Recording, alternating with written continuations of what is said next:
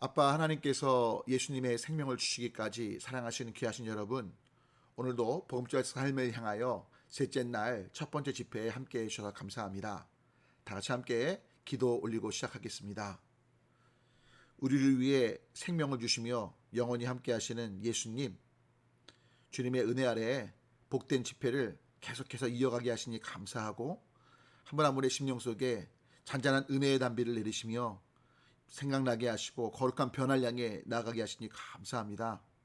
오늘도 성령님께서 전하는 자나 듣는 자 한 사람 한 사람 심령 속에 강력하게 역사해 주셔서 이 말씀이 우리의 삶에 살아 역사하는 말씀 되게 하시고 하나님과의 친밀함이 가꿔지며 예수님의 뜻대로 살아가게 되는 귀한 복의 도구 되도록 인도해 주시옵소서.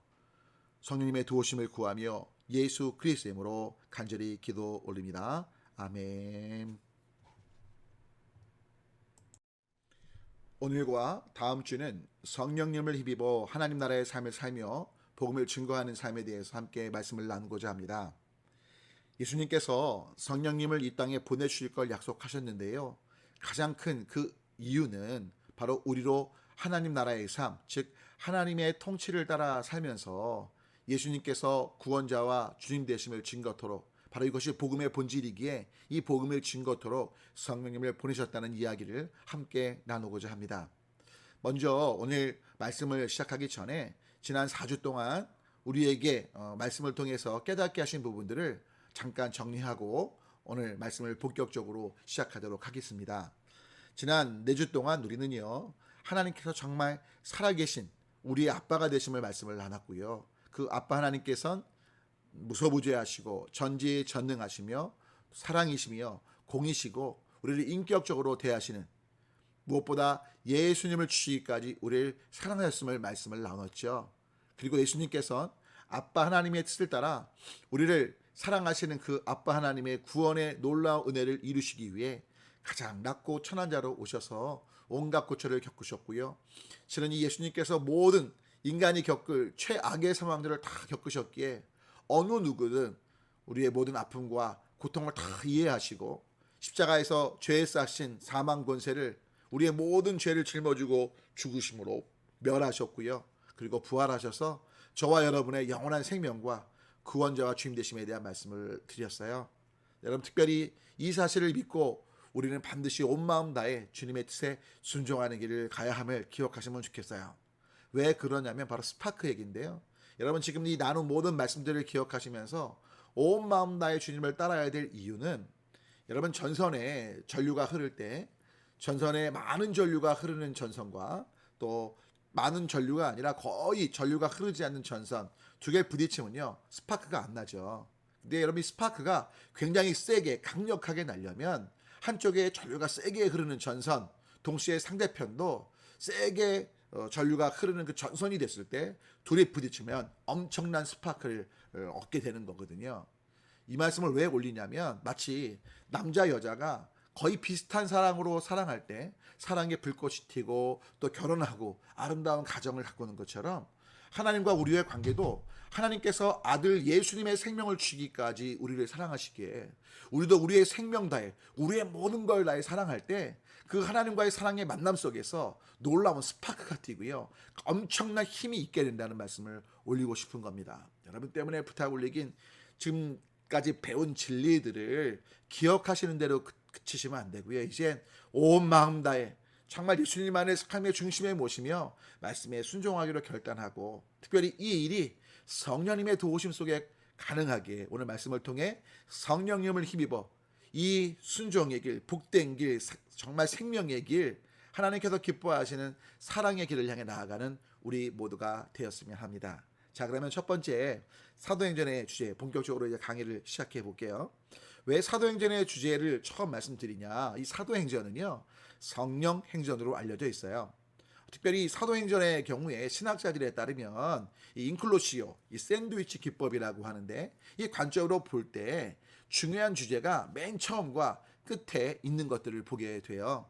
그래서 이 부분을 잘 이해를 하면 사도행전이 담고 있는 그 내용들을 알게 되거든요. 여러분, 왜냐하면 주제를 알지 못하고 핵심을 알지 못하고 그냥 읽다 보면 중요한 본질을 놓치기 쉽기 때문이죠. 이런 거예요. 어떤 한 분이 운전을 하고 가는데요. 갑자기 앞에서 번쩍하는 거예요.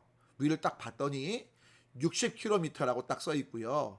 단속 카메라가 딱 번쩍한 거예요. 순간 계기판을 봤는데 한 60, 한 7, 8km 브레이크를 순간적으로 밟으면서 받기에. 그래서 야, 이거 내심 단속될 것 같다는 어떤 느낌이 든 거예요.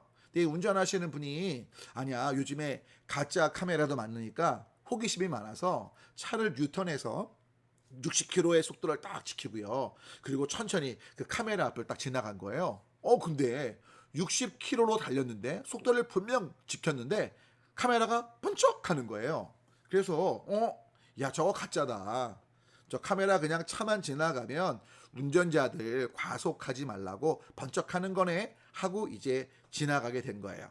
이 사건을 있고요. 한 2주가 지났는데요. 집으로 어떻게 보면 벌칙, 고지서가 날라온 거예요. 벌금이. 그래서 딱 봤어요. 왜냐면 자기는 분명 지켰던 것 같고 가짜였다고 생각했기에. 근데 그 사건이 떠올라서 내용을 딱 봤는데요. 놀랍게도 범칙금엔 이런 내용이 담겨 있었어요. 안전벨트 미착용 과태료. 무슨 말씀이냐? 이분은 속도 때문에 카메라가 번쩍한 줄 알았는데 속도가 아니었고 사실은 안전벨트를 미착용했기에 번쩍했던 거죠. 여러분, 이 부분이 참으로 중요해요. 그러니까 중요한 걸 놓치고 그냥 움직이니까 결국 걸리게 된 거잖아요.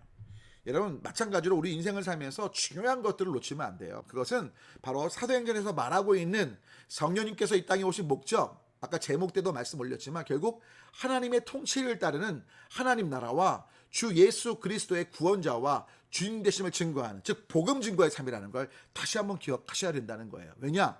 사도행전 1장과 사도행전 28장에 이 부분이 나와 있기 때문이에요. 여러분, 샌드위치 기법의 핵심은 여러분 빵을 앞하고 맨 뒤에 놓고 사이에 샐러드를 넣잖아요. 여러 재료들을 넣잖아요. 실은 그 빵을 양 옆에 놓는 것, 앞하고 뒤에 놓는 건 다른 것이 아니고요. 그것이 식사 대용이잖아요. 그러니까 만약에 그게 없으면 샌드위치가 아니고 샐러드 아니면 다른 음식이 되겠죠. 근데 빵을 넣기에 샌드위치가 되고 식사 대용이 되는 거거든요. 결국 제일 중요한 게 뭐냐가 앞뒤에 담긴 건데요. 사도행전 1장 3절 읽어볼게요. 그가 고난받으신 후에 또한 그들에게 확실한 많은 증거로 친히 살아계심을 나타내사 40일 동안 그들에게 보이시며 하나님 나라의 일을 말씀하셨다라고 되어 있어요. 여러분, 이 부분에 보면 예수님께서 부활하셔서 하신 얘기는 이미 자신은 부활하셨기에 그 부활하신 주님을 보는 모든 이들은 기본적으로 예수님은 구원자와 주님으로 이제 확실히 모신 자들이죠. 왜? 십자가에 죽으신 걸 받고 부활하신 걸 받기에 그들은 진짜 예수님에 대해 절대 부인할 수 없고 그 살아계심에 대해서 확실한 믿음이 있는 자들이기에 예수님께서는 자신에 대한 말씀이 아니라 이제 하나님의 통치를 따라 살아가고 순종하는 삶에 대해서 말씀하셨던 거죠. 그런 가운데 사도행전 맨 마지막 장 28장 31절 끝을 보면요, 사도 바울이 가택연금 되면서도 마지막까지 했던 일이 뭐냐, 이렇게 성경은 기록합니다. 하나님의 나라를 전파하며 주 예수 그리스도에 관한 모든 것을 담대하게 거침없이 가르치더라. 역시 사도행전 맨 마지막도요, 하나님의 통치를 따라 살아가는 삶의 중요성과 더불어 바로 예수님께서 우리의 주님이시요 그리스도 메시아라고 담대히 거침없이 가르치고 있는 걸 보죠. 여러분, 그리스도란 말, 메시아란 말은요, 기름 부음을 받은 자란 뜻이죠. 아시는 것처럼 여러분, 이 기름 부음은요, 구약을 보면 크게 세 직임에 기름을 부었습니다. 첫 번째는요, 왕이고요, 두 번째는 제사장이고요, 세 번째는 선지자, 예언자입니다. 여러분, 이 부분을 정확히 인지하셔야 될 이유는 바로 예수님께서 메시아라는 의미는 예수님은 우리 삶의 왕이시고요, 예수님은 우리 삶의 제사장이시고요, 예수님은 우리 삶의 예언자시라는 뜻을 담고 있어요. 그래서 중요한 건 예수님을 우리가 구원자 주님으로 모실 때, 메시아로 모실 때 예수님이 왕이시기에 그 통치를 따라야 되는데, 여러분, 이 왕은요, 중요한 두 가지 임무가 구약에 있었습니다. 첫 번째는요, 외부에서 적들이 쳐들어올 때 그 적들로부터 나라를 보호하는 샬롬의 임무가 있었고요. 동시에 뭐냐, 백성들끼리 싸움이 있게 됐을 때 백성들끼리 화목케 하는 샬롬의 임무가 있었어요. 결국 왕은 샬롬케 하는 거죠. 예수님께서 우리 삶의 모든 영역에 샬롬의 중심에 계시고 예수님 때문에 화목한 삶을 살아야 된다는 것을 담고 있다고 보시면 되고, 동시에 그 통치에 순종하며 복종하는 삶을 살아야 된다는 걸 담고 있어요. 그런 가운데 제사장은 아시는 것처럼 하나님과 인간 사이를 화목케 하는 중간 역할이잖아요. 결국 예수님만이 우리 삶에 하나님과 화목케 하는 중심에 계시다는 고백인 거죠. 또한 예언자는요, 여러분 미리의 자가 아니에요. 앞으로 될 예언의 예언이 아니고 원래 성경의 예언은 맡길 예자입니다. 그리고 그 의미는요, 하나님의 말씀을 맡아서 그 말씀을 대언하는 게 바로 예언자인데, 그 특별히 핵심은 이거예요. 하나님 말씀대로 살지 않으면 너희의 미래가 이렇게 될 것이다. 사실 미래에 대한 예언 같지만 예언자의 가장 중요한 임무는 지금이란 삶에 하나님의 뜻대로 올바로 살도록 하나님의 말씀으로 그 부분을 지적하시고 권면하는 거거든요. 결국 예수님께서 우리 삶의 올바른 인도자 성령님을 통해서 말씀을 생각나게 하셔서 하나님의 뜻대로 살아가도록 이끄신다는 게 바로 그 어떤 예언자적인 역할의 본질이라고 보시면 되죠. 결국 바울이 말하고 있는 게 뭐냐면, 성령님을 통해서 하나님의 통치를 따라 살아가는 삶을 살 수 있고, 바로 예수님이 우리의 구원자와 주님으로 예수님의 방향인 정말 화목하게 하는 삶, 하나님과 우리를 화목하셨고 사람들을 용서함 속에 사랑함 속에 하나 되며 화목한 삶을 살도록 하시면서, 동시에 예수님을 통해서 오직 하나님께 나아가 하나님과 온전한 일치를 이루고, 동시에 우리 삶의 잘못된 삶의 영역에 대해서 말씀의 기초에서 변화된 삶을 향해 나아가도록 바로 예수님께서 우리 안에 성령님을 통해서 역사하고 계시다는 것을 거침없이 바울이 말했다는 거죠. 결국 사도행전의 주제를 꼭 기억하셔야 되고, 이 주제는요, 사실 우리 삶의 방향인 거죠. 바로 우리가 일상에서 하나님의 통치를 따라 살며 예수님이 메시아 그리스도시기에 기름 부음 받은 자시기에 바로 샬롬케 하는 그 주님의 통치를 따라 살아가며 하나님과 친밀한 관계 속에, 그리고 말씀 앞에 우리의 삶에 잘못된 것이 있다면 비추어 회개하고 돌이키며 회개에 합당한 열매를 맺어가면서 말씀을 따르는 삶을 향해 나아가는 우리가 되어야 한다는 것, 바로 이 부분을 잊지 않으시면 좋겠습니다. 그러면 성령님은 누구신가요? 실은 많은 분들이 안타깝게도요, 성령님을 인격체이신데 인격체로 인식하지 못하고요, 자신이 원하는 것들을 들어주는 알라딘의 요술 램프 정도 생각하세요. 그 램프에 나오는 요정인 지니처럼 생각하세요. 심지어 도깨비 방망이나 요술 지팡이로 생각해서요, 금 나와라 뚝딱 내가 원하는 건 이루어 주셔야 돼요, 이렇게 생각하는 분들이 계신 걸 봐요. 근데 여러분 그거 아세요? 성령님은요, 우리가 원하는 것들을 달라고 명령하는 대상, 떼쓰는 대상이 아니세요. 그분은 하나님 예수님과 더불어 정말 삼위 중에 한 분이신 하나님이세요. 그래서 우리가 성령님의 명령에 순종해야 되고 그 성령님의 주권에 따라야 될 존재지, 우리가 성령님을 부리는 삶이 절대 될 수 없다는 걸 인식하시면 좋겠어요. 실은 한국교회 초대 기독교회에 있었던 이야기인데요, 실은 이제 외국인 선교사님께서 교수로 신학생들 목회자 양성하는 일들을 하셨대요. 그런데 이제 성령에 대한 교육을 하시고 또 성령에 대한 어떤 자료들을 주시면서, 참 어려운 때지만 어렵게 어떻게 보면 책을 만들어서 주시면서 공부해보라고 다음 주에 시험을 보겠다고 하셨다네요. 그런데 그 학생들이 전부 다 대부분 열심히 공부한다고 하는데 한 분이 좀 엉뚱한 분이 계셨어요. 그분이 친구들께 이렇게 말했대요. 야, 성령님은 경험하는 거고, 야, 성령님이 딱 임하시면 성령론, 성령님에 관한 거 아니야. 그러니까 성령에 대한 답을 쉽게 쓸 수 있을 거야. 너희 공부한다고? 난 공부 안 해. 난 산에 가서 기도나 열심히 할 거다. 그래, 다음 주에 시험 보자. 그래서 다음 주가 돼서 드디어 시험을 보게 된 거예요. 시험지를 딱 받아 들었는데요, 다른 친구들은 열심히 공부했기에 열심히 시험 문제 잘 푸는데 이분은 아무리 봐도 문제를 모르는 거죠. 그래서 기도했대요. 성령님, 제 안에 충만히 계시니까 이 문제 성령님에 관한 거니까 알려주세요. 막 계시를 기다리는데 시험이 끝날 때까지 계시가 안 오는 거예요. 어떡해요? 이분이 너무 당황해서 시험지 백지를 낼 수 없고, 차마 백지 내면 너무 죄송해서 이렇게 맨 마지막에 백지 내기 전에 썼다는 거예요. 시험지에 성령님은 모든 것을 알고 계십니다. 드디어 이제 시험지를 외국인 그 선교사님 교수님이 채점하시게 된 거예요. 채점하시는데 다른 친구들은 다 정말 최선을 다해 쓴 게 보이는데 이분만은 아니 답을 하나도 안 쓰고 맨 마지막에 성령님께서는 모든 걸 알고 계십니다. 이렇게 하니 이거 점수를 줘야 돼 말아야 돼 고민하셨다는 거죠. 그래서 선교사님이 시험에 드신 거예요. 그래서 하나님께 지혜를 구하시며 기도하셨대요. 채점을 어떻게 해야 돼요? 그러다가 정말 하나님께서 계시를 주셨대네요. 그래서 채점에 이렇게 쓰셨대요. 성령님께서는 모든 걸 아시니까 성령님 100점, 너는 아무것도 모르고 못 썼으니까 너 빵점. 아주 재밌는 얘기죠. 그런데 실제로 우리가 이 초기 그 교회, 우리 한국 교회 그 신학교에 있었던 그 신학생처럼 반응하고 있는 걸 봐요. 여러분, 성령님은 정말 하나님, 삼위 중에 한 분이신 하나님이십니다. 그리고 성령님의 주권을 인정하고 성령님의 도우심을 구할 때 우리 안에서 하나님의 통치를 따라 살면서 정말 예수님을 구원자와 주님으로 모시고 복음 증거의 삶을 살게 이끄실 걸 기억하시면 좋겠어요. 그래서 보혜사란 말이 뭐냐? 성령님을 지칭하는 성경의 표현인데요. 보호해 주시고, 해, 은혜를 베푸시며, 가르쳐 주시는 분이라는 거예요. 그러니까 한자 번역이 참 잘 돼 있어요. 자, 그런데 이 보혜사의 의미, 역사가 우리 가운데 있으려면 히라보 파라클레토스, 보혜사를 파라클레토스라고 하는데 그 본래의 뜻 가운데 하나가 정확히 여러분 안에 인식되셔야 돼요. 사실 성경 속에 보혜사, 예수님께서 요한복음 보면 명확히 말씀하시죠. 내가 보혜사를 보내는데 그 보혜사가 영이시다.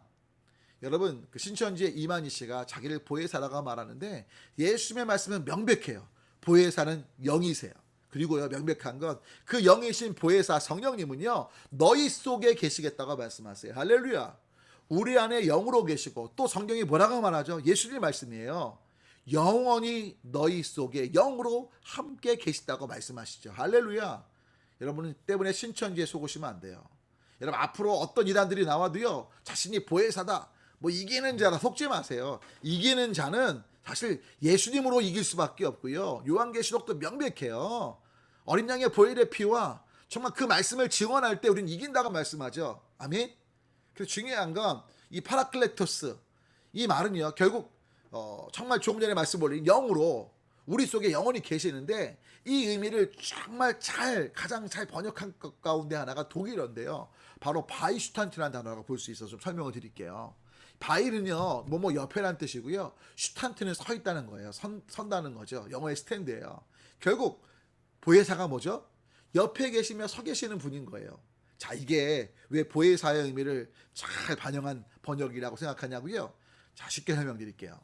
여러분 자녀들이요, 유치원에 처음 등교할 때, 초등학교에 처음 등교했을 때 생각나세요? 이제 저희 아내가 이제 데려다 주고 오면, 아내도 그렇고 저도 그렇고 참 많이 마음속에 심려가 있었어요. 왜죠? 실은 한 번도 부모와 떨어져 있지 않았는데 처음 떨어진 거잖아요. 짧은 시간이지만. 근데 문제는 뭐냐? 떨어져서 얘가 어려운 일이 있거나 도움이 필요할 때, 같이 있을 때는 바로 옆에 있으니까 도와줄 수 있지만 떨어져 있으니까 도와줄 수가 없잖아요. 물론 선생님들이 계시지만 그 아이에 대한 이해는 부모인 저희가 제일 잘 알잖아요. 그래서 뭐예요? 사실 도움을 옆에서 못 주니까 그게 불안한 거거든요. 그게 염려가 되는 거거든요. 그런데 성령님은 바로 옆에 계시다는 이 번역처럼, 그리고 이 번역을 떠나서 예수님 말씀처럼 영으로 우리 속에 영원히 계시기에 늘 보호하시며 은혜 베푸시며 가르쳐 주시는 그 한자어의 의미대로 역사하실 수 있다는 걸 기억하셔야 돼요. 이사야서 9장을 보면요, 메시아에 대한 예언이 나오는데요, 그때 역시 카운셀러, 보혜사에 대한 말이 나와요. 기묘라, 모사라 할 때 이 모사가 카운셀러인데요, 사실 이게 파라클레토스 같은 맥락이라고 보시면 돼요. 또한 다른 영어 번역본을 보면 컴포터에서 뭐냐면 위로자라는 뜻도 담고 있죠. 바로 이 성령님께서 우리 안에 상담가로 우리의 모든 것들을 들어주시고 공감하시고, 여러분 로마서 8장 말씀처럼 말할 수 없는 탄식으로 우리의 아픔을 함께 하시기 위해 중보하시면서 우리와 동행하시면서 힘이 되어주시고 위로가 되어주시는 거죠.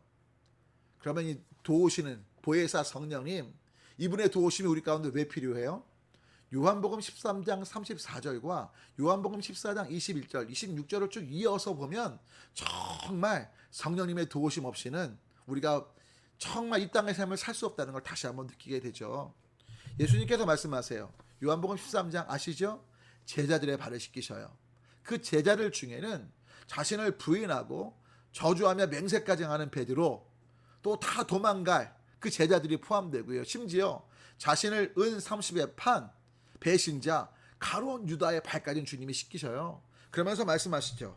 내가 주와 선생 되어 너희의 발을 씻긴 것처럼 너희도 서로 발을 씻기는 것이 마땅하다, 당연하다. 그리고 내가 이렇게 발을 씻긴 것은 너희에게 본을 보이려 합니다. 그러니까 너희도 서로의 발을 씻겨줘라. 이건요, 세족식을 하라는 얘기가 절대 아니고요. 냄새나고 더럽고 추한 부분들을 서로 씻겨주고 보듬어주는 가장 천한 노예가 했던 일을 예수님께서 하신 것처럼 너희가 사랑의 삶을 살기 위해선 정말 비판과 판단과 정죄의 손가락질이 아니라 긍휼과 자비와 용서와 섬김의 삶으로 그 연약하고 더럽고 추한 것들을 보듬어 주라는 거죠. 그러면서 하시는 말씀이 뭐냐? 새 계명을 너희에게 주는데 서로 사랑하라고 말씀하시는 거예요. 그리고 그 핵심은 내가 너희를 사랑한 것 같이 너희도 서로 사랑해라. 즉 내가 너희를 먼저 사랑했기 때문에 서로 사랑하라고 말씀하시는 거죠. 즉 다른 사람들이 너희에게 어떻게 하는 거 봐서 사랑하지 말라고 말씀하시는 거예요. 다른 사람들이 너희에게 어떻게 하든 그건 상관없다. 내가 조건 없이 생명을 주기까지 나를 못 박는 이들을 용서하며 심지어 판 가룟 유다를 친구라고 부르며 그를 위해서도 생명을 버린 것처럼 다른 이유 없이 내가 먼저 행동하는 사랑을 보여줬기에 그 사랑 때문에 너희가 용서받고 내 사랑을 잊게 됐기에 너희도 이제 그 사랑으로 사랑하라고 말씀하고 계신 거죠. 근데 정말 이 사랑이 우리 안에 가능하냐고요. 우리는 늘 조건적이라고요. 상대편이 하는 거 봐서라고요. 상대편이 날 사랑하지 않고 힘들게 하고 어렵게 하면 맨 처음 내 의지로 사랑할 수 있지만 어느 정도 지나면 더 이상 감당할 수 없고 그냥 자빠져서 난 더 이상 사랑 못해요. 미움과 분노와 정말 잘못된 삶 가운데 있는 게 우리잖아요. 그런데 요한복음 14장 보면 21절에 나의 계명을 지키는 자라야 나를 사랑한다고 예수님 말씀하시잖아요. 제가 뵈면 우리 성도님들 예수님 사랑하는 거 제가 느껴요. 사랑한다고 고백도 많이 하세요.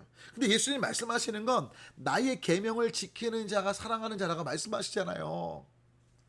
그러면 우리가 서로 사랑하지 않으면 우린 예수님을 사랑하는 것이 말로만 사랑이지 참된 사랑일 수 없다는 거죠. 또 이어서 뭐라고 말씀하세요?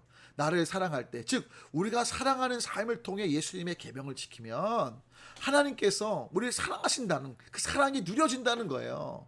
그리고 예수님도 우리를 사랑하셔서 물론 사랑하시지만 정말 예수님 때문에 사랑하려고 하는 자에게 예수님이 나타나신다는 거죠. 우리가 그 주님을 볼 수 있고 주님을 경험케 된다는 거예요.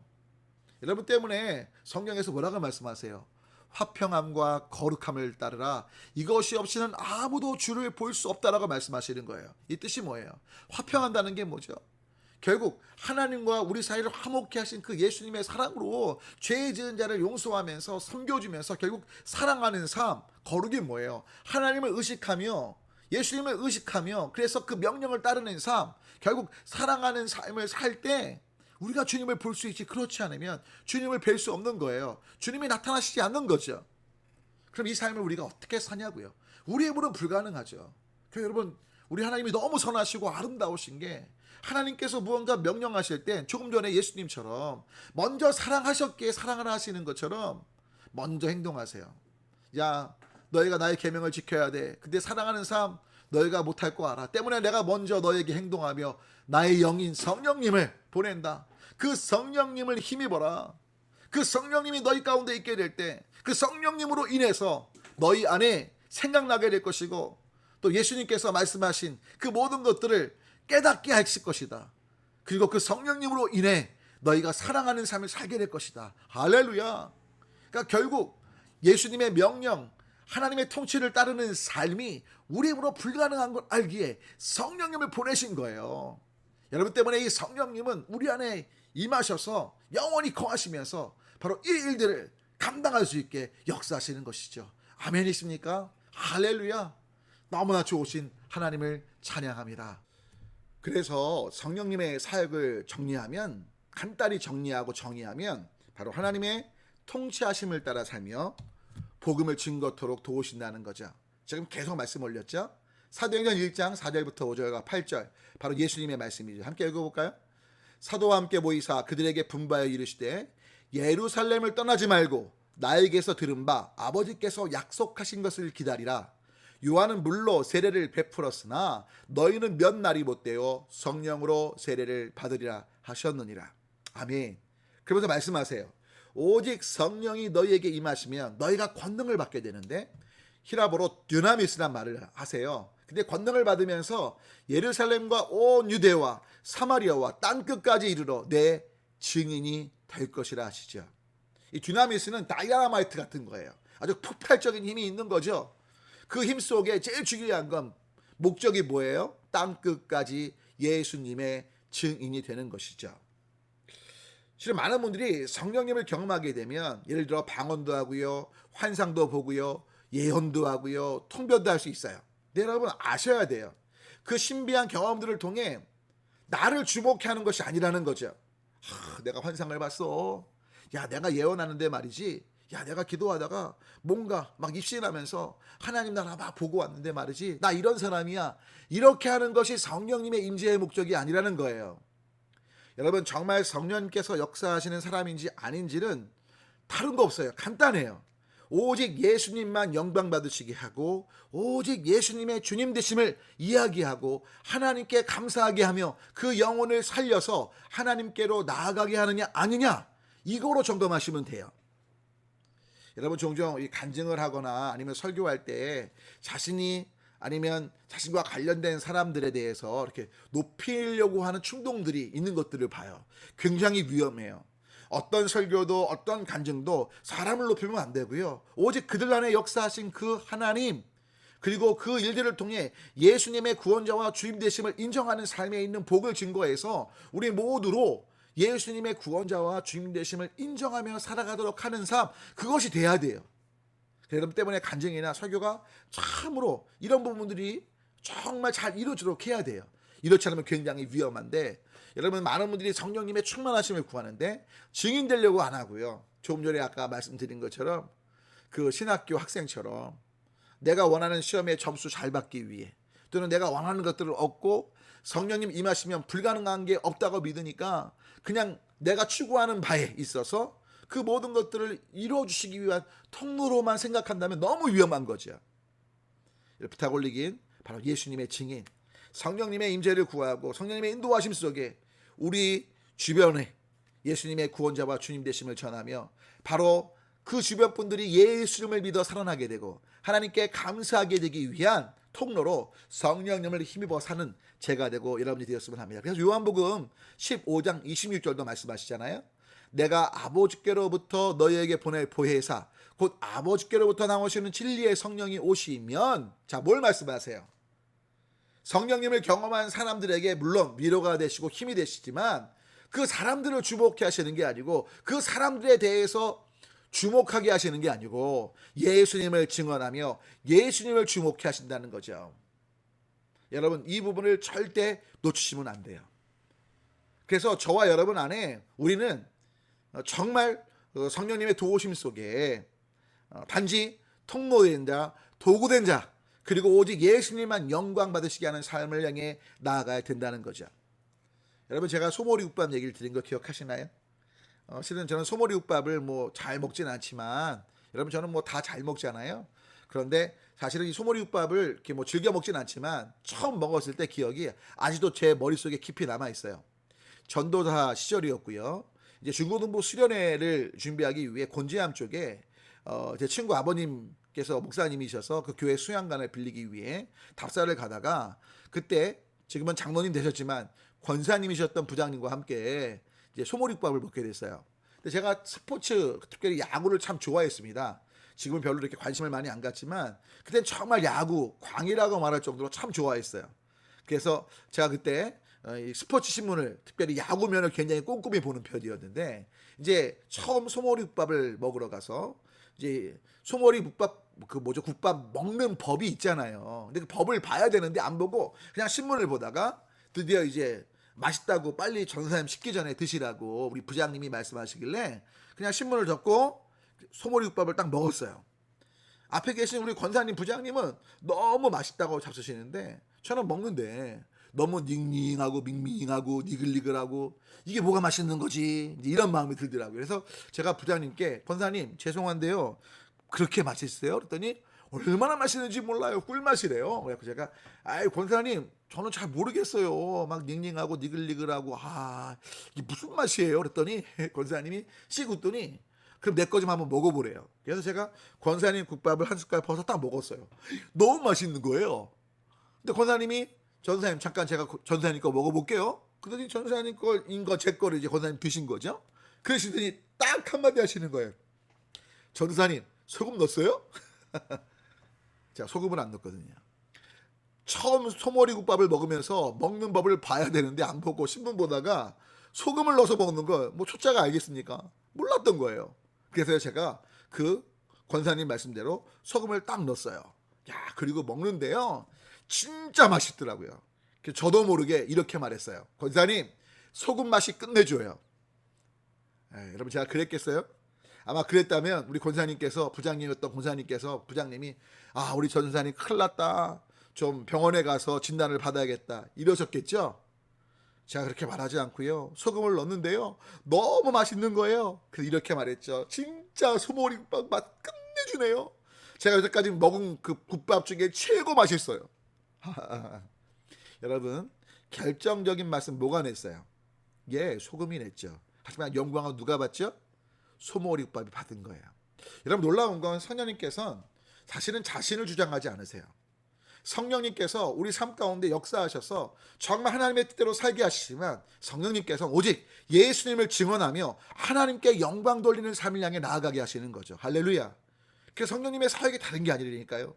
예수님을 믿어서 주변 분들이 살아나게 되고, 물론 여러 가지 치유, 기사이적 필요한 모든 능력을 행하십니다. 하지만 그것의 목적은 그 일들을 통해 예수님을 믿어 그 사람들이 살아나게 되고 하나님께 감사함으로 하나님께 영광 돌리기 위함이지 결코 자신을 증언토록 하시는 게 아니에요. 그러니까 성령님조차 자신을 주장 안 하시는데 우리는 성령님의 임재 속에 나를 주장하는 거예요. 그 죄성이 남아있어서 이 부분을 정말 조심하시고 계속해서 성령님의 도우심을 구하시면서, 그리고 성령님께서 임하신 목적 잊지 않고 살아가는 제가 되고 여러분이 되어야 할 줄 믿습니다.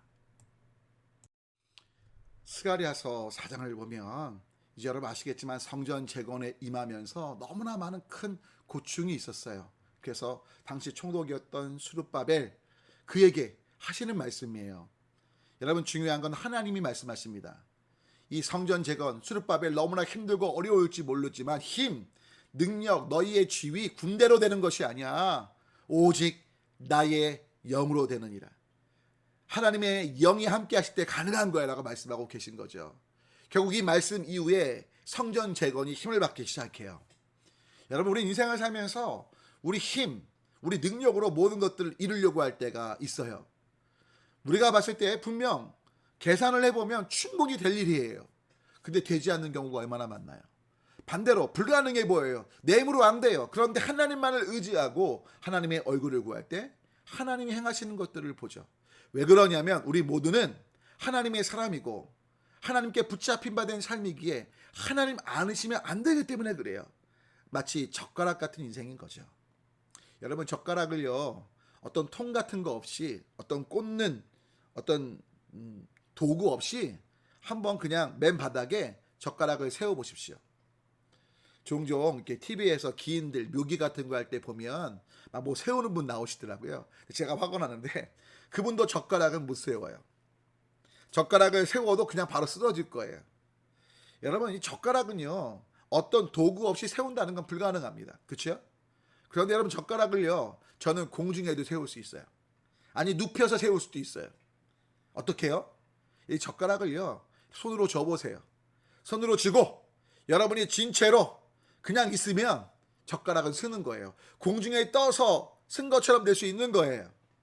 여러분 젓가락 같은 우리를 하나님이 붙잡아 주시면 공중에도 누워서 떠서 있을 수 있고요. 바닥에도 일자로 수직처럼 딱 수직으로 세워질 수 있고요. 아멘이십니까? 그러니까 여러분 우리는 주님이 붙잡아 주시면 되는 인생이라고요.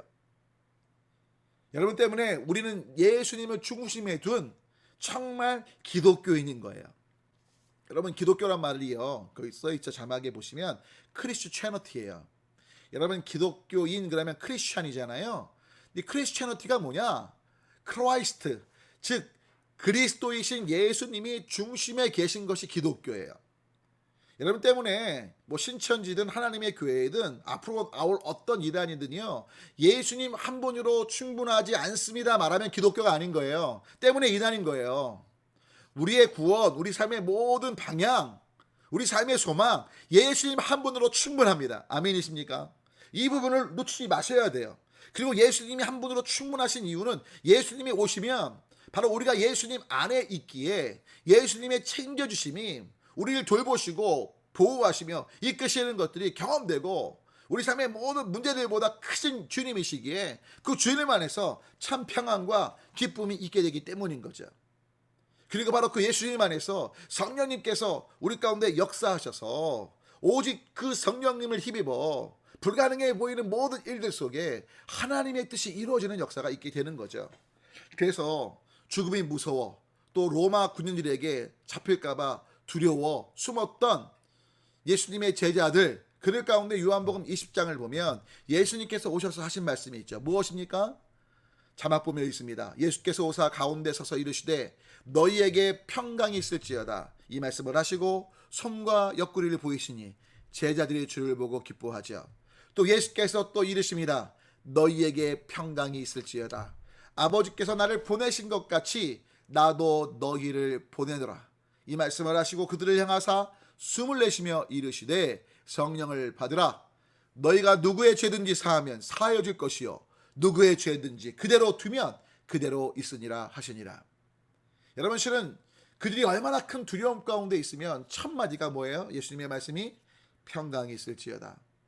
여러분, 예수님께서는 우리에게 제일 먼저 필요한 게 뭔지 아시기에 그 필요한 부분을 말씀하시고요, 그 말씀이 놀라운 건 그냥 말로 끝나는 게 아니라 제자들에게 평안으로 다가온 거예요.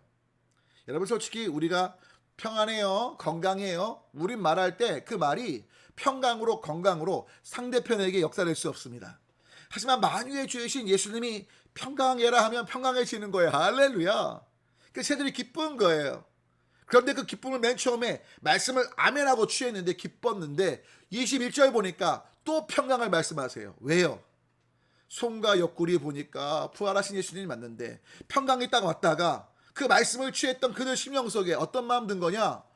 야, 우리가 예수님 버리고 도망갔는데 예수님께 죄송해서 어떡하지? 이런 두려운 마음이 든 거예요. 그러니까 또다시 말씀하세요. 평강이 있을지어다. 야, 그 죄책감, 먼저는 잡힐까봐 두려움이라면 이제는 죄책감으로 인한 그 불안 속에 있는 그들에게 아니야, 괜찮아, 평강하렴. 할렐루야. 그런 가운데 예수님 뭐라고 말씀하세요? 아버지께서 나를 보내신 것처럼 나도 너희를 보낸다. 그런데 놀라운 건 너희를 보낼 때 그냥 보내지 않겠다. 너희가 자식이 보냄받은 일을 감당할 수 없다. 주님은 아시는 거니까요. 그래서 신이신 아주 주님이 뭐라고 말씀하세요? 숨을 내쉬면서 이렇게 말씀하세요. 성령을 받으라. 여러분, 이 숨을 내쉰다는 건요, 창세기 말씀과 연관시켜 보면 그 코에 생기를 불어넣으신 것처럼 주님이 불어넣어 주신다는 거예요.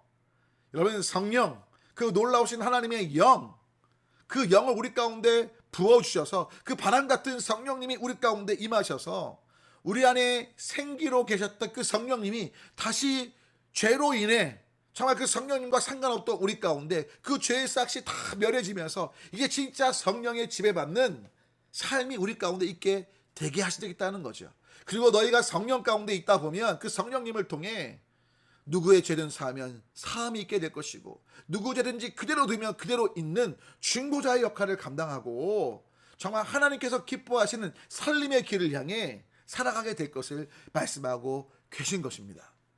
여러분 때문에 저와 여러분 삶 안에 다시 한번 우리 가운데 평강을 주시고 그리고 파송하시면서 성령님을 통해 그 사역을 감당케 하시는, 특별히 죄의 용서와 정말 그들로 하나님과 화목하게 하며 살림과 감사하게 하는 삶을 향해 보내신 그 은혜를 잊지 않고 기억하시면 좋겠어요. 그리고 이 말씀을 붙잡고 철저히 믿고 순종하시면 좋겠어요. 성령을 받으라 하셨기에 내가 주님 명령대로 세상을 향해 가면서 성령님을 의지하셔야 된다는 거죠. 여러분, 예수님의 말씀은 그대로 믿고 순종하셔야 돼요. 제가 제일 속상한 것 가운데 하나가, 우리 성도님들 신방 가면 의사 선생님 말씀을 너무너무 잘 들으세요. 그건 참 나쁜 일이 아니에요. 근데 속상한 게 뭐냐면, 그 의사 선생님 말씀은 하나부터 열까지 다 들으려고 하시는데 하나님의 말씀에 기록된 그 부분에 대해서는 순종하려고 하시지 않는 거예요. 아이, 목사님, 그건 믿음 좋은 사람이나 하는 거죠. 여러분, 그러면 의사 선생님 말도 의사 선생님을 믿는 사람만 말 순종해요? 여러분, 실은 의사 선생님 말은요, 믿든 안 믿든 그것이 치유에 필요하다고 하니까 따라가는 거잖아요. 여러분, 아셔야 돼요. 진짜 여러분 삶 가운데 하나님의 자녀로 하나님의 풍성한 은혜가 누려지고 하나님의 역사를 보기 원하신다면 결론은 말씀을 그대로 믿고 그대로 순종할 때만이 힘이 있는 거예요. 그리고 그럴 때 하나님이 그 부분에 대하여 책임져 주시는 거예요. 이런 거죠. 여러분, 만약에 자녀에게 뭘 시키셨어요. 근데 그 자녀가 그 일을 열심히 엄마 아빠가 말한 대로 했어요.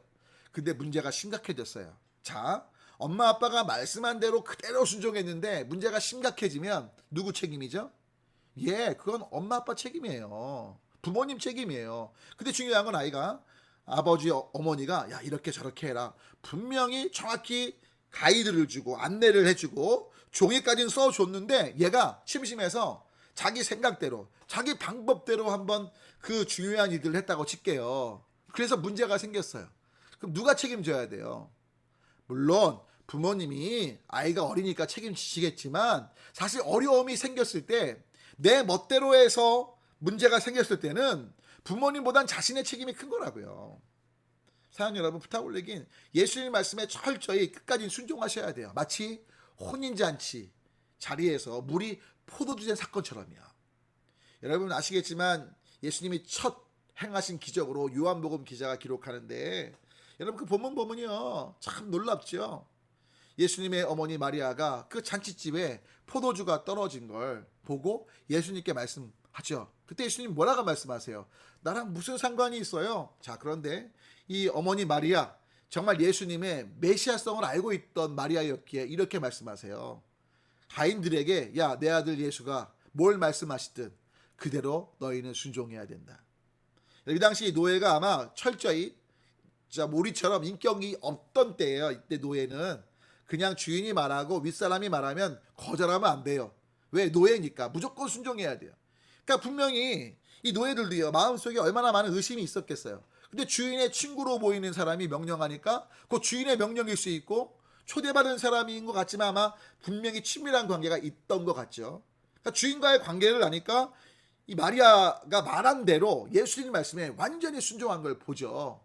그래서 여러분, 정결 예식, 사실 뭐 손을 씻고 발을 씻고 깨끗하게 하기 위해 떠놓은 물, 마실 물은 절대 아니에요. 근데 그 항아리에 물을 가득 채운 다음에 그 물을 떠다 술 요구하는 연회장에 갖다 주라고 예수님 명령하실 때 이 사람들이 그대로 해요. 여러분, 그대로 할 때 이들 마음속에 얼마나 다양한 생각들이 있었겠어요. 그렇죠? 한번 상상을 해보자고요. 여기 물 채우는 건 제가 봤을 때 쉬웠을 거예요. 왜 물을 채우라고 하시지? 손님들이 더 많이 올까? 하여튼 뭐 채우라니까 말대로 하는 거지 뭐. 채웠을 거라고요. 그런데 그 다음에 중요한 건 이 순종은 쉽지 않았을 거예요. 비록 노예였기 때문에 무조건 해야 됐지만 굉장히 마음속엔 굉장한 어려움이 있었을걸요. 이건 깨끗한 물도 아닌데, 그리고 이 물을 연회장에 갖다 주라고 지금 술 달래는데 이거 갖다 주면 우리 욕먹을 텐데 이게 뭐야? 왜 술 갖고 오랬는데 물 갖고 와? 분명 취한 사람들이 우리한테 뭔가 할 텐데.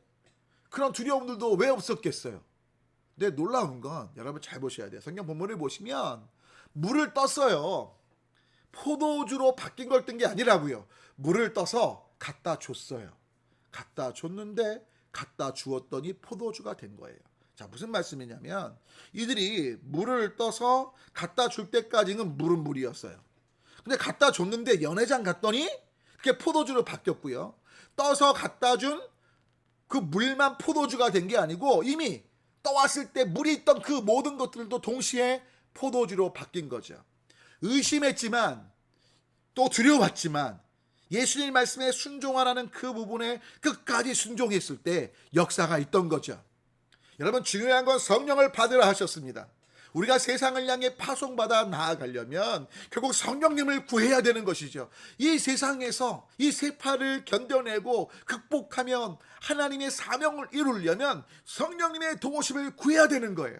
그래서 저나 여러분이나 성령님 붙잡아 주셔야 돼요. 성령님 아니시면 안 돼요. 성령님 충만히 나를 다스려 주십시오라고 우리는 계속 기도해야 되고 구해야 되는 것이죠. 여러분, 순종은 너무 중요한데요. 노벨 물리학상 받은 사람도 못 풀 문제에 만점 받은 이야기가 그걸 더 반증해요. 어떤 얘기냐? 한 물리학과에서 이제 물리학 시험을 보는데, 학기말 시험이죠. 근데 시험 문제가 놀랍게도 노벨 물리학상을 받은 사람도 못 푸는 그런 어려운 문제가 나온 거예요. 교수님이 말씀하십니다. 여러분이 시험지를 받으면 이 문제는 10문제인데 노벨 물리학상 수상자도 못 푸는 문제입니다. 근데 여러분 그거 아셔야 돼요. 이 문제 못 풀어요, 여러분들. 근데 만약에 여러분이 단 한 문제도 푼다면 무조건 이번 학기는 모든 점수 그냥 만점입니다. 근데 이 문제를 낸 이유는 여러분들이 이거 풀려고 하지 말고 그 문제를 보면서 이 문제의 어려움 속에 이 물리학적인 사고를 하면 좋겠다고. 그러니까 다 풀려고 하지 말고 그냥 끝까지, 뭐 여러분 점수 잘 안 맞아도 괜찮잖아요. 점수 신경 쓰지 말고 그냥 끝까지 문제를 읽으면서 물리학적으로 왜 이런 문제가 생각만 하라고. 자, 그리고 이제 교수님이 갖고 시험지에도 그게 써 있었어요. 드디어 학생들이 시험지를 딱 봤는데 애들이 다 점수를 잘 받고 싶잖아요. 그리고 이 10문제 중에 한 문제라도 풀면 만점이고, 잘 생각해 보세요. 내가 이 10문제 중에 한 문제라도 풀면 나는 어떤 존재가 돼요? 노벨 물리학상 받은 사람보다 위대한 존재가 되는 거예요. 학생들이요, 시험지를요 끝까지 안 읽는 거예요. 첫 번째, 두 번째 문제만 보면서 사이사이를 읽지 않고요, 그냥 문제를 막 어떻게든 한 문제 풀려고. 드디어 시간이 지났고요, 시험지를 걷어가는데 4번인가 5번까지 손을 댄 친구가 있는데 6번을 넘어간 친구가 없고요, 그 문제를 푼 친구는 단 한 명도 없었어요.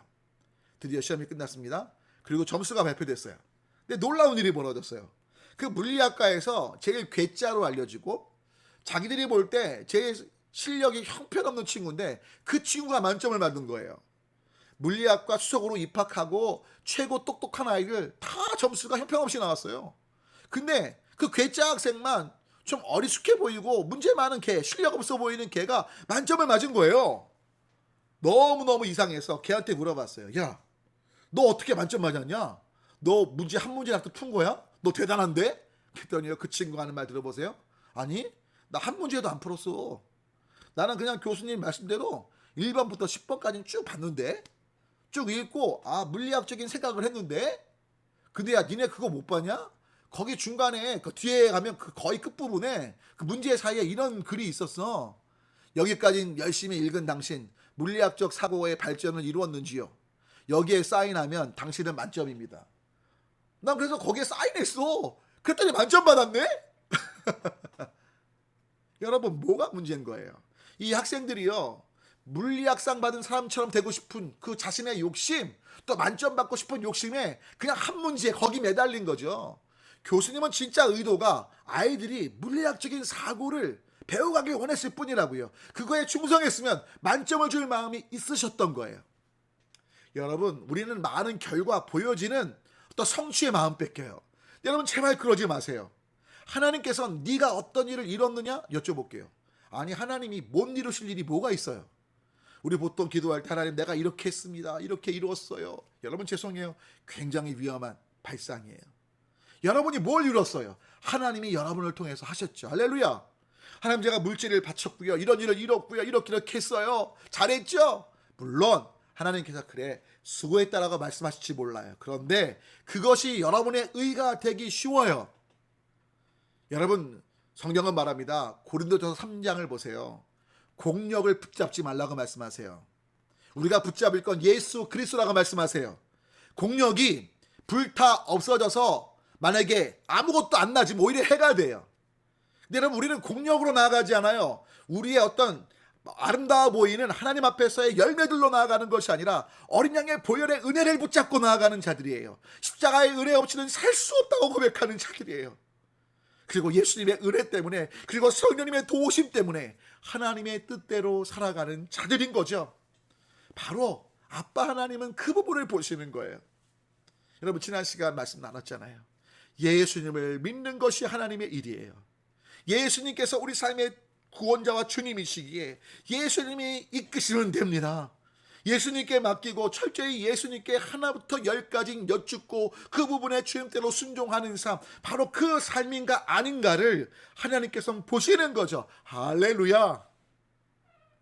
그리고 그 삶을 살면 어떤 성취가 중요한 게 아니에요. 순종했기에, 마치 만점 맞은 그 학생처럼 너는 나를 의지했고 나를 믿었기에. 왜? 하나님의 일이, 하나님께서 보내신 자를 믿는 것이기에, 그 믿음으로 살았기에 그 삶을 귀히 보시고 그 삶 가운데 하늘의 복으로 채우시는 거죠. 여러분, 하나님께서는 지금 자신을 보내신 것처럼 우리를 보내셔요. 하나님께서 예수님을 보내신 것처럼 예수님은 지금 우리를 보내셔요. 그러면서 뭐라고 말씀하신다고요? 성령을 받으라 하십니다. 그리고 그 성령님이 우리 가운데 함께 하실 때 우리에겐 엄청난 은혜가 누려지는 거예요. 순종하자고요. 성령님을 구하시면 좋겠어요. 이제 조금 이따 말씀 올릴 건데, 정말 주님의 얼굴을 구하며 성령님의 충만하신 임재를 갈망하는 그 삶을 향해 나아가자고요. 그럴 때 동행하시는, 우리 안에 거하시고 영원히 함께 하시는 그 은혜가 강력하게 누려지게 되는 것이죠. 바로 아인슈타인과 조세기가 그 얘기예요. 여러분 아시겠지만 아인슈타인 정말 유명한 석학이죠. 그가 상대성 이론을 이야기하고요. 여하튼 엄청나게 유명세를 타서 여러 대학에 강의를 하게 되었습니다. 근데 중요한 건 아인슈타인 그 당시엔 여러분 대중 어떤 언론 매체가 발달하지 않았어요. 그래서 아인슈타인 얼굴은, 이론은 알려졌지만 얼굴은 잘 안 알려졌을 때예요. 근데 이제 항상 조수를 데리고 갔는데 아인슈타인이요, 너무 강의하기가 힘든 거예요. 그래서 어느 날 한 대학에 가서 자신이 강의하지 않고요, 이 조수가 조교였어요. 조교. 그래서 아인슈타인처럼 이 물리학 이론에 대해서 아주 꿰뚫고 있는 사람이에요. 물론 아인슈타인보다는 아니지만 하도 강연을 많이 들어서 이 조교가 충분히 아인슈타인 강의를 흉내낼 수 있을 정도의 실력이 있는 친구다 보니까 아인슈타인이 부탁하는 거예요. 야, 오늘 네가 아인슈타인이라고 하고 이 대학에 가서 네가 강연 좀 해라. 그래서 어쩔 수 없이 교수님 말씀에 순종해서 발각되면 아인슈타인이 책임진다고 하니까 아인슈타인 척하고 가서 이 조교가 강연을 한 거예요. 정말 강연을 잘했어요. 막 박수가 나왔죠. 자, 그런데 강연이 끝난 후에 문제가 생긴 거예요. 그 강의를 들은 대학교 교수님 중에 한 분이 아인슈타인 조교인데 아인슈타인으로 알고 질문을 하는 거예요. 근데 질문이 조교가 답할 수 없는 진짜 어려운 질문이에요. 그래서 어떻게 해요? 이 조교가 굉장히 난처하게 된 거잖아요. 근데 바로 때마침 아인슈타인은 옆에 있었거든요. 왜냐하면 조교가 실수할 때 커버해 주려고 옆에 있었거든요. 그랬더니 이제 그 질문에 정말 쩔쩔맬 상황에 이 조교가 갑자기 아주 불현듯 지혜가 떠오른 거예요. 그래서 이렇게 얘기했대요. 아니, 그렇게 쉬운 질문을 하면 어떡하냐. 그 쉬운 질문은 진짜 어려운 질문인데 내가 아니라 내가 함께 데리고 내 조교도 충분히 말할 수 있으니까 저 조교한테 내가 답할 기회를 주겠다고. 그래서요, 아인슈타인을 가리키면서 야, 조교 한번 얘기 좀 해봐, 이런 식이 된 거죠. 그러니까 아인슈타인이 일어나서 그 교수님의 어려운 질문을 아주 속 시원히 답변을 해준 거죠. 여러분, 성령님께서 함께 하실 때 바로 이런 역사가 있게 됨을 잊지 마십시오. 여러분 때문에 성령님이 함께 하시면 우리 삶에 어떤 문제에도 문제일 수 없고요, 우리가 원하는 방식은 아닐지 몰라도 하나님의 선하신 뜻, 아름다운 계획들이 이루어지는데 성령님께서 우리를 통해 강력하게 역사하실 걸 믿음으로 바라보시기를 바랍니다. 그래서 이 시간 성령님을 충만하게 경험하며 능력을 누리는 삶에 대해 말씀 올리고 함께 오늘은 좀 기도하는 시간을 갖고자 해요. 성령님을 충만하게 경험하는 삶, 능력을 누리는 삶을 말씀드리면 어떤 분이 종종 저한테 그런 얘기를 하세요. 목사님, 성령님을 더 깊이 알아야지만 성령님을 경험할 수 있는 거 아닌가요? 성령님에 대해 더 연구를 해야 되지 않을까요?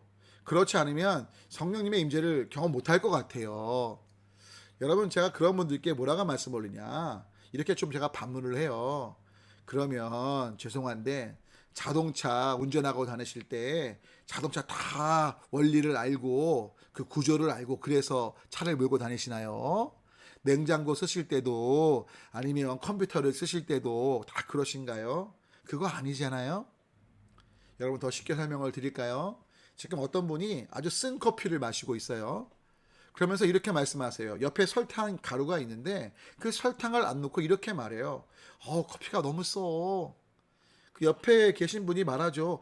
여기 설탕 있잖아. 이거 안 보여? 설탕 넣어. 근데도 여러분이 이렇게 말씀하세요.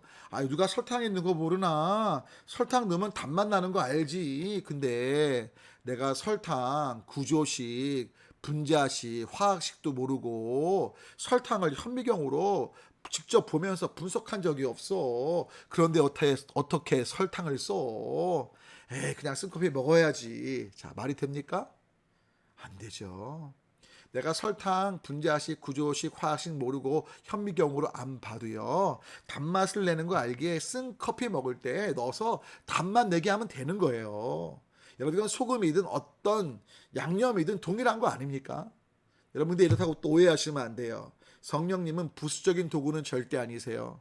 성삼위일체 하나님, 예수님, 성령님 한 분이신 진짜 하나님이신 그분이에요. 그래서 우리는 그분을 내가 마음껏 부리는 요술지팡이가 절대 아니고요. 정말 아까 초대 시험 봤던 그 신학생처럼 여러분 사실 성령님은 이론이 아니라 그 말은 맞아요. 진짜 경험돼야 될 뿐이거든요. 근데 어떻게 그 성령님의 충만하심을 경험하게 되느냐? 성경의 철칙은 다른 거 아니에요. 성령님의 충만하심을 먼저 구하셔야 돼요. 동시에 이 일과 더불어 성령님의 임재를 구하면서 회개에 합당한 책임적인 열매를 맺는 삶을 향해 나아가셔야 돼요. 그러면 사도행전 2장 38절 뭐라고 되어 있어요? 베드로가 설교할 때 아시는 것처럼 3,000명이 회개하고 돌아오고 세례받게 되는데 베드로가 이르되 너희가 회개하여 각각 예수 그리스도의 이름으로 세례를 받고 죄의 사함을 받으라. 그러면 뭐예요? 성령님이 임하신다는 거예요. 여러분 특별히 성령님의 충만하심을 구하면서 반드시 회개하셔야 돼요. 왜? 성령님은 거룩하신 영이시기 때문에 죄를 기뻐하지 않으십니다. 그래서 여러분 성령 경험, 강력한 임재를 경험한 분들의 얘기를 종합하면 정말 저도 성령님의 임재를 경험할 때 깨닫게 되는 건 회개하게 돼요. 회개가 그냥 막 본물처럼 터져나와요. 정말 과거에 내가 죄라고 여기지 않았던 것들, 남들의 마음을 아프게 하고 폐해됐던 행동들 하나부터 열까지 앞에 스크린처럼 쫙 펼쳐지면서 정말 애통하는 회개가 있게 되고요. 그들에게 가서 직접 용서를 구하는 일이 있게 되고요. 이런 변화된 삶, 바로 성령님의 임재 속에 있게 된다는 걸 잊지 마시라고요. 그리고 뒤에 보면 복음을 전함과 찬양하는 삶에 대해서 나와 있는데요. 앞에 것은 반드시 여러분 제일 먼저 이 부분이 필요해요. 성령님의 임재를 구하며 회개와 회개에 합당한 열매를 맺는 삶을 향해 나아가십시오. 그러겠다고 결단하시며 주님의 보혈로 정결케 하시길 간구하십시오. 그럴 때 분명 성령님 임하시는데 여러분 놀라운 건 일상에서 성령님의 다시 충만케 하심이 누려지는 삶은 복음을 전할 때 있고 찬양할 때 있다는 것도 기억하셔야 돼요. 재밌는 건 여러분이 성령님의 충만하심을 경험치 못해도요. 복음을 전해보세요. 복음을 전하시다 보면 성령님의 충만하심이 경험돼요. 여러분 힘들고 외롭고 지치고 소망이 없고 다 포기하고 싶을 때 한번 찬양해 보세요. 찬양하다 보면 성령님의 임재 속에 새 힘을 얻고 하나님 안에서의 기쁨과 회복됨이 있기 시작할 거예요. 여러분 때문에 성령 충만하면 물론 복음 전하고 찬양하겠지만 내가 성령님의 충만하심을 경험 못해도 복음을 전하며 찬양하다 보면 거기에 성령님의 임재가 있음. 바로 상호적이에요. 상호적이에요. 하지만 위에 것 먼저 선행돼야 돼요. 정말 성령님의 임재를 경험하고 싶으시다면 먼저 죄를 회개하고 회개 합당한 열매를 맺겠다고 주님 앞에 고백하면서 성령님의 임재를 강력하게 구하셔야 되는 거죠. 누가복음 11장 13절 말하죠. 너희가 악할지라도 좋은 것을 자식에게 줄 줄 알거든 하물며 너희 하늘 아버지께서 구하는 자에게 성령을 주시지 않겠느냐 하시니라. 잊지 마셔야 될 건 하나님께서는 아들 예수님을 주시기까지 저와 여러분을 사랑하셨다는 거죠. 때문에 그 선하신 하나님, 그 선하신 좋으신 아빠 하나님께 성령님을 구할 때 하나님의 뜻이 우리가 성령 충만해서 성령님의 통치 가운데 하나님의 뜻대로 살아가는 삶, 죽은 영혼들 주변 사람들을 살리고 하나님께 감사하게 하는 통로 사는 삶을 살길 원하시기에 반드시 주님께서, 아빠 하나님께서 구할 때 주신다는 거예요. 여러분, 그래서 오늘은 특별히 지금까지 그런 시간이 없었지만 여러분 각자 어느 곳에 계시든 여건이 어려우셔도요, 소리를 내서 우리의 먼저 죄를 깨닫게 하시고 회개케 해달라고 도우심을 구하며 떠올리게 하시는 죄를 회개하면서 성령님의 충만하심을, 주님의 보혈로 우리의 모든 더러운 것들을 씻기시고 정결케 하시기를 기도하면서 나아가면 좋겠어요. 여러분, 혹시 돈 너무나 사랑하셨나요? 남을 미워하고 판단하고 정죄했나요? 아니면 성적인 것이나 아니면 여러분 명예라든지 사람들께 인정받고 싶은 것에 내 마음 뺏겨서 남의 마음을 아프게 하고 상처 주고, 또는 정말 시기와 분노와 질투에 사로잡혀 있지 않았나요? 하나님을 신뢰하지 못하고 내 멋대로 살지 않았나요? 이 모든 것들을 주님 앞에 회개하면서 성령님의 임재를 구하는 찬양 함께 부를 텐데, 이 찬양 후에 이제 음악이 나갈 건데 여러분 함께 그 찬양 들으시고 또 부르시면서 정말 주님의 성령 이곳에 임하셔서 내 삶을 다스리시길 함께 기도하며 나아가는 모두가 되셨으면 하네요. 주님의 성령 지금 이곳에 임하소서,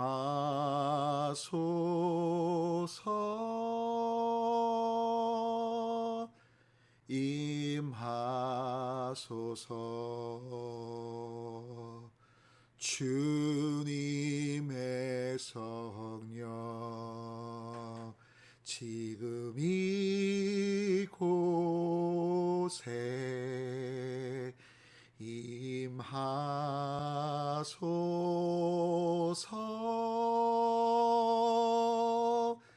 임하소서. 할렐루야, 할렐루야,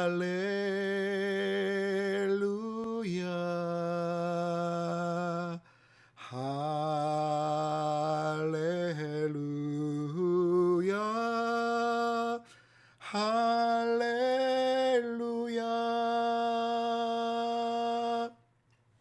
할렐루야,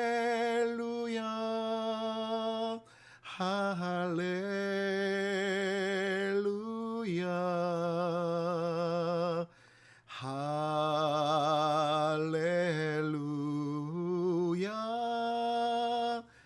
할렐루야. 다주 주님 외치고 기도합니다. 주님, 주님의 성령 지금 이곳에 임하소서,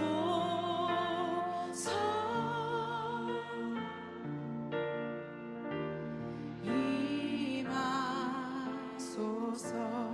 주님의 성령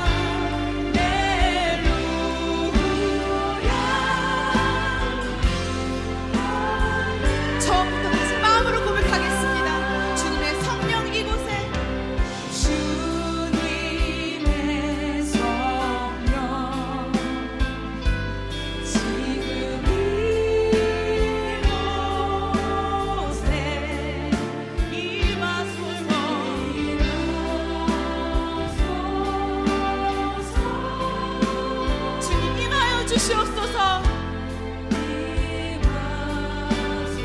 주님의 성령 지금 이곳에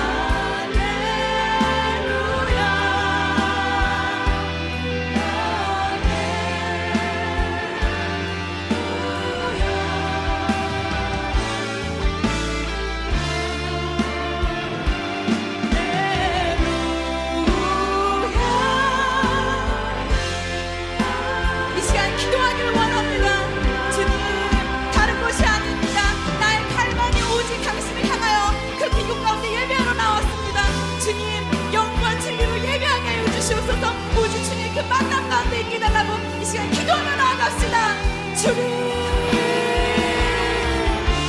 아버지